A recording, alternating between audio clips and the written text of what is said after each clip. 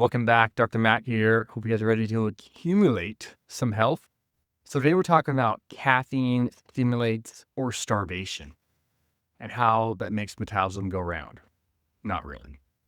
This is what we see promoted and practiced by the majority, unfortunately, to their detriment when it comes to actual metabolism and increasing the health of the cell.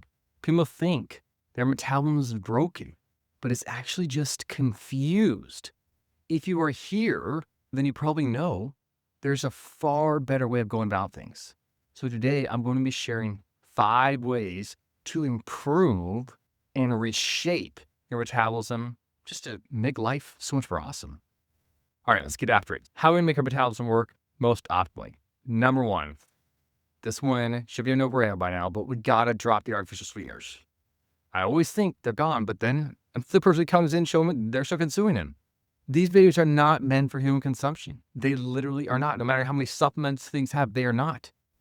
Health gurus, diabetic associations, they keep promoting them. They've been promoting them for decades, that this 0-calorie drink helps us stay lean.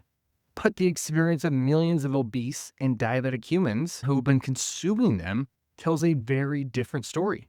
And diet soda drinkers, they actually have, I hope you're ready for this, diet soda drinkers actually having higher incidence of fattened liver, 50%, compared to those who drink soda pops, just regular old sweetened soda pops.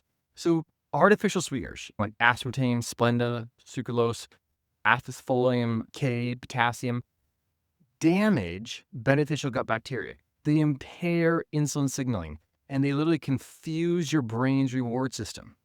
This leads to fat accumulation, to slow metabolic activity.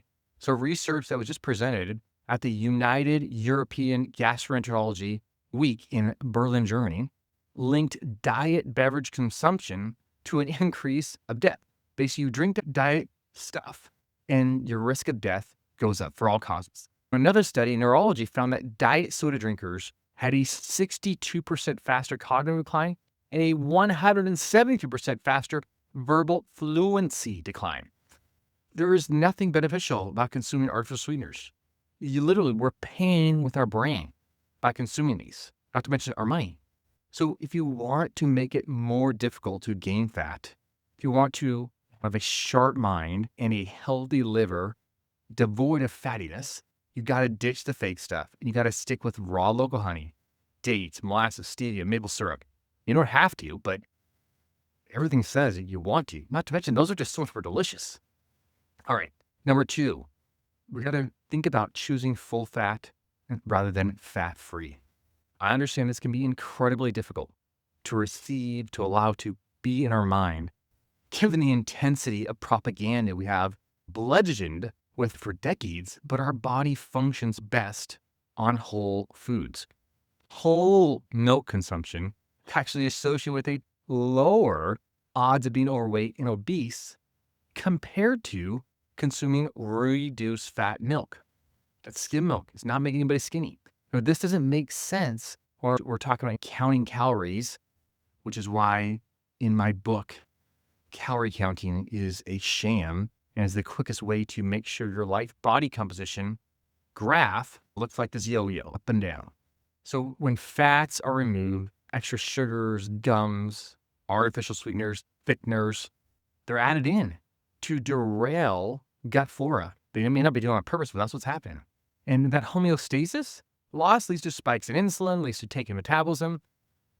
Whole fat dairy like A2 yogurt, kefir, cheese, milk itself is linked to better hormone balance, better appetite regulation, more overall nutrient uptake, nutrient absorption, and not to mention those fat-soluble vitamins. We got vitamin A, vitamin D, vitamin E, vitamin K, that we miss out on if we're consuming fat-free dairy. It literally is free of nutrition.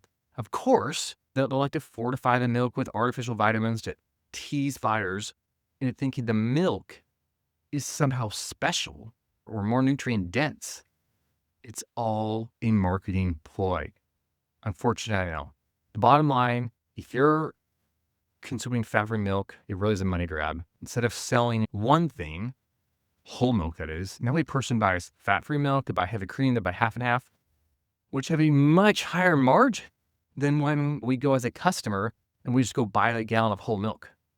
They're thinking about the money again, folks. I don't, shocking, nothing wrong with making money, but when it comes to food, often is a problem. All right, number 3, feed your gut with prebiotics.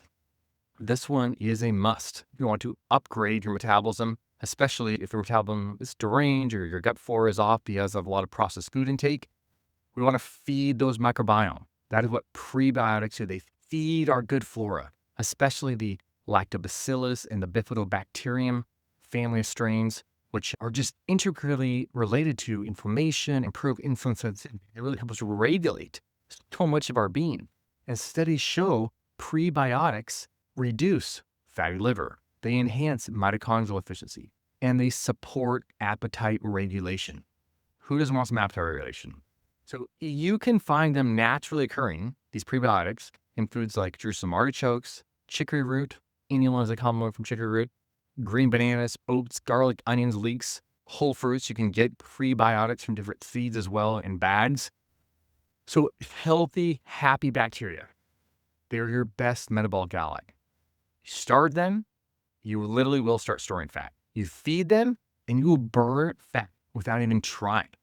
So number 4, we want to eat whole pieces of fruit. You don't got to do anything, but there's value here. So whole fruit intake correlates with lower BMI, better lipid profiles, less insulin resistance, and there's just huge studies showing this. But yet fruit is often told it's a bad guy. Fruit gets this bad rap because it has sugar. Sugar is not the problem. Ultra-processed pseudo-foods with tablespoons of added sugar or artificial sweeteners is what we want to avoid. God created fruit for our sweet enjoyment. Thank you, Lord. So whole fruit eating also, it supports short-chain fatty acid production, which is associated with decreased colon cancer risk, decreased colitis, improved overall satiety feelings. Number 5, eat garlic, onions, and leeks. These are readily available. They are superstars for metabolism. They are very inexpensive. So talk about your foods are so expensive, you're healthy. Man, here you go. Got some blessings going on for you. So they're loaded with inulin and fructooligosaccharides, which are those powerful prebiotics.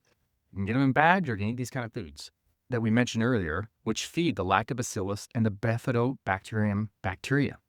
And studies show that regular intake of onions and leeks reduce fasting insulin, so getting out of that diabetic state, lower triglycerides, a huge deal for atherosclerosis, and improve HDL, also a big deal for coronary artery disease. So garlic supports phase 2 liver detoxification, the glutathione production, and bile flow. That's critical for burning fat and clearing waste, having great bile flow. And stress, ultra-processed eating, it makes bile flow sluggish, causes gallstones, and people get the gallbladder removed. Add the garlic in, real garlic. If you want to detox, like so many people talk about, sauteing up some garlic, sauteing up some onions, and making them a regular part of your routine, that is true detoxification. Because your metabolism isn't about math. It's about messaging. And garlic, onions, leeks, they're providing beautiful messages. Recognize your metabolism is not about math. It's about messaging. Real food inputs create signals that promote thousands upon thousands of positive reactions and enable countless metabolic pathways to truly upgrade themselves. No biohacks necessary. No $10,000 detox plans required. Daily inputs consistently. Do the 5. Let me know how it goes. Dr. Matt, see you guys and gals next week.